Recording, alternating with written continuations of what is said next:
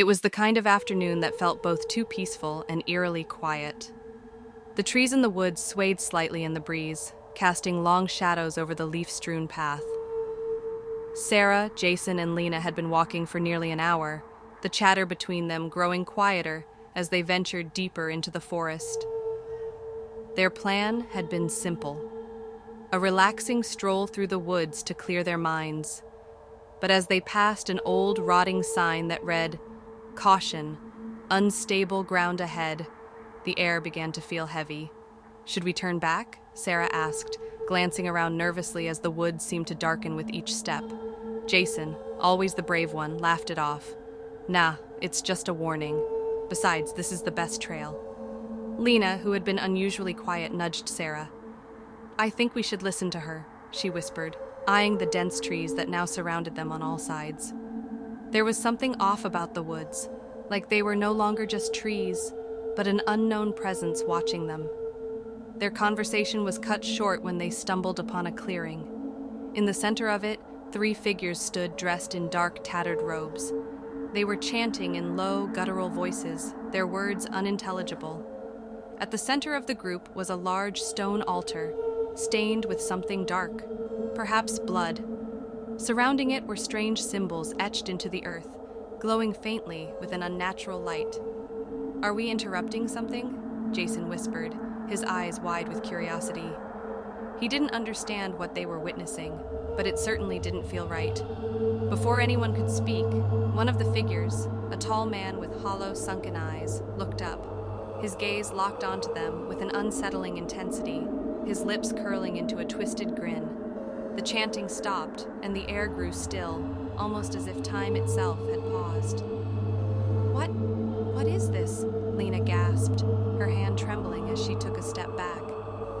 The 3 strangers turned toward them, their hollow eyes glowing faintly, as though something was pulling them from within.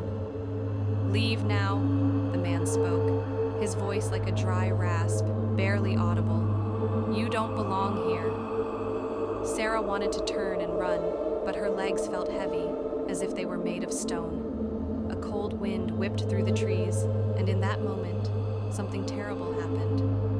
The earth beneath their feet trembled, and an unnatural noise filled the air, like the howl of 1,000 tortured souls.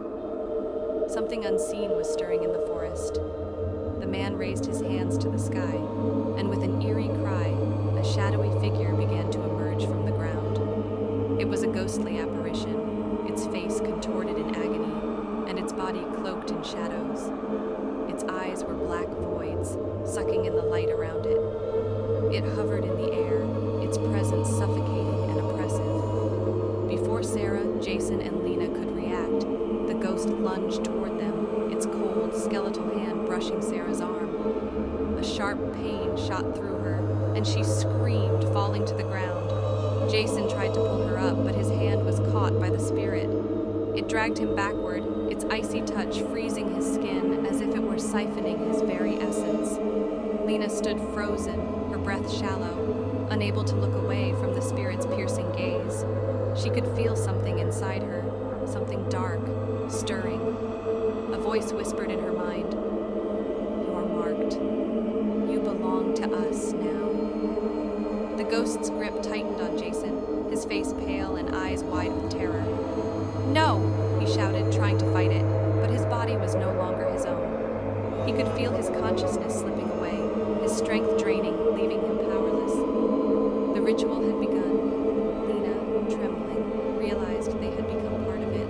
The ghost was feeding off their fear, their terror, but the longer they stayed, the more they would be consumed by the spirit's dark influence. "You have to run!"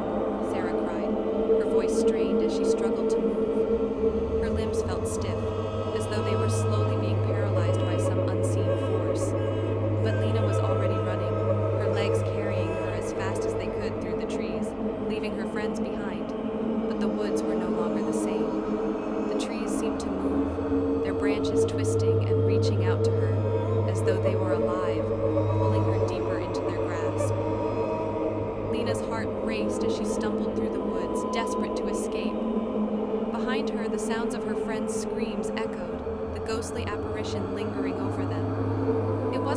taking them physically, it was invading their minds, tearing away at their sanity.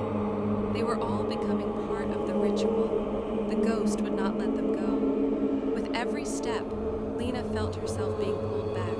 Her body fought against it, but the dark force was too strong. The woods were closing in on her, and she felt a cold hand close around her ankle, dragging her down into the earth.